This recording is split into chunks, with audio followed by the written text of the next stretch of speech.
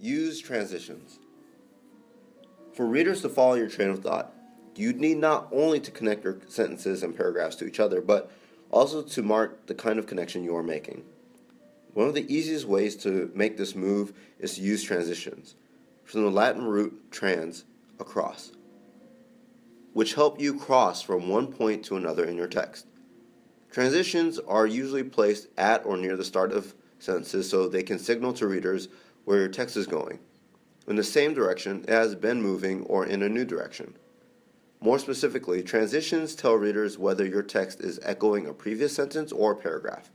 In other words, adding something to it, in addition, offering an example of it, for example, generalizing from it as a result, or modifying it, and yet. Ideally, transitions should operate so unobtrusively in a piece of writing that they recede into the background and readers do not even notice that they are there. It's a bit like what happens when drivers use their turn signals before turning right or left. Just as other drivers recognize such signals almost unconsciously, readers should process transition terms with a minimum of thought. But even though such terms should function unobtrusively in your writing, they can be among the most powerful tools in your vocabulary. Think how your heart sinks when someone, immediately after praising you, begins a sentence with but or however. No matter what follows, you know it won't be good. Notice that some transitions can help you not only to move from one sentence to another, but to combine two sentences or more sentences into one. Combining sentences in this way helps prevent the choppy, staccato effect that arises when too many short sentences are strung together, one after the other. For instance, to combine Bill's two choppy sentences, Spot is a good dog, he has fleas, into one, better flowing sentence, we suggested that he rewrite them as Spot is a good dog, even though he has fleas. Transitions like these not only guide readers through the twists and turns of your argument, but also help ensure that you have an argument in the first place. In fact, we think of words like but, yet, nevertheless, besides, and others as argument words, since it's hard to use them without making some kind of argument. The word therefore, for instance, commits you to making sure that the claims preceding it lead logically to the conclusion that it introduces. For example,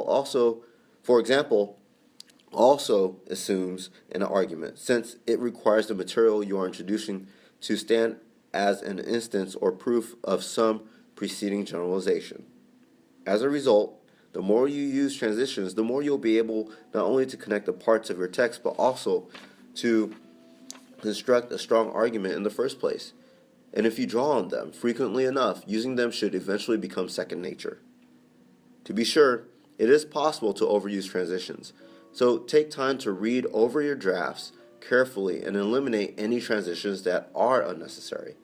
But following the maxim that you need to learn the basic moves of argument before you can deliberately depart from them, we advise you not to forego explicit transition terms until you first master their use.